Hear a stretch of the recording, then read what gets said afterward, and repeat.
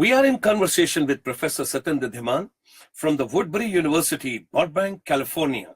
He's the professor of management, to whom we call in Indian context as management guru. Professor Saab, once again, hearty welcome to you. It's such a pleasure, and the conversation is moving ahead so well. He's the Associate Dean, MBA Director and Chair, and also President of ICSI, International Chamber for Service Industry. We were talking in the last episode where we have emphasized on the cultural part, and then we have talked the expansion form of Sir Ken Robinson, Indian context and teachers. Now, Professor Saab, last night I was going through your book, the Gandhi and Leadership. When I was going through this particular book, my God, I was struck with the chapter number 4, the Bhagavad Gita, Gandhi's moral and spiritual anchorage. Wonderful chapter.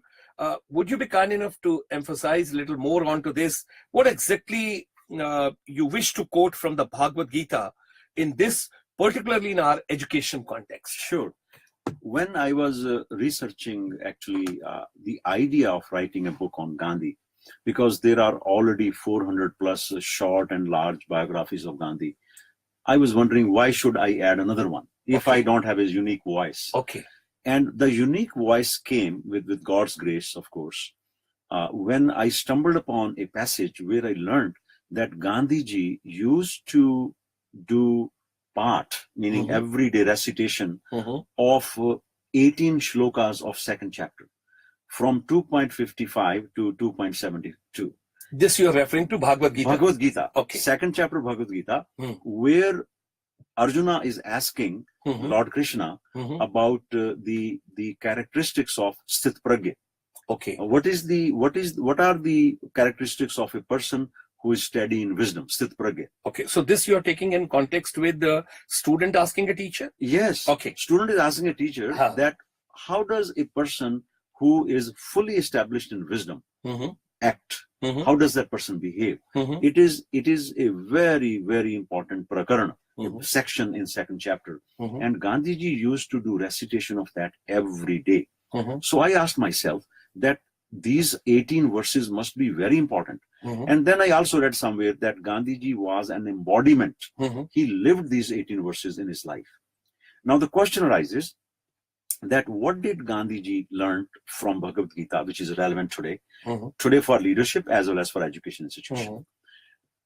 We all know that Gandhiji was a great karma yogi, and there is no other scripture, not only just in India, but rest of the world, which talks about the discipline of action, or what is called karma yoga, or the way of action, or the path of action, like the book Bhagavad Gita does, in a very it is not that in a very non-sectarian way.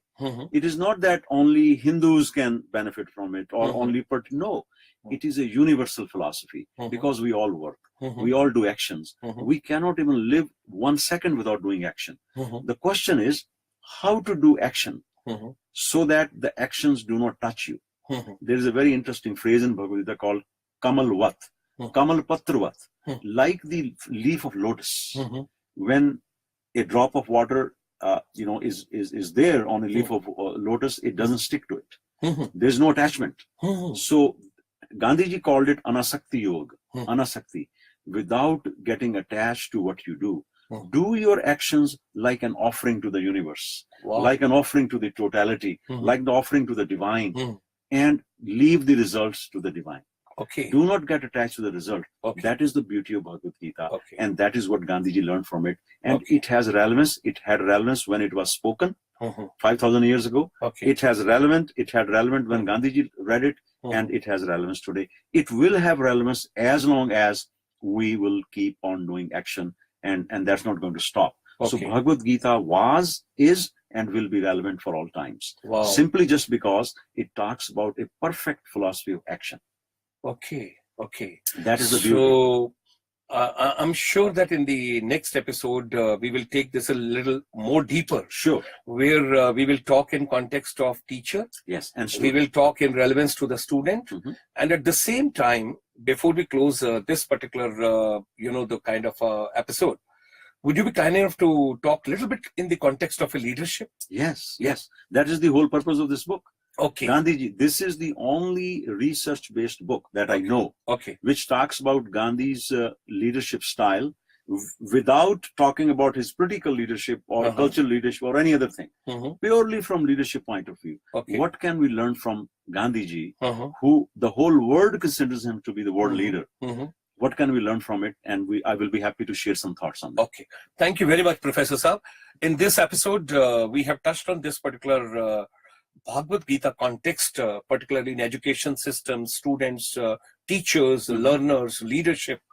And in the next couple of episodes, rather, I would say, we will be touching on Bhagavad Gita. And you got to give us something direct context and relevance with the education system. It will be concrete. Wow, concrete. Further cemented, Yes. Thank you very much, Professor. So I would request our viewers subscribe to our channel, youtube.com/GSMotivator. Also like us, follow us, or comment on us on the Facebook, Twitter, and Instagram. See you soon. We meet soon, and we're going to take the next episode, relevance of the education and Bhagavad Gita together.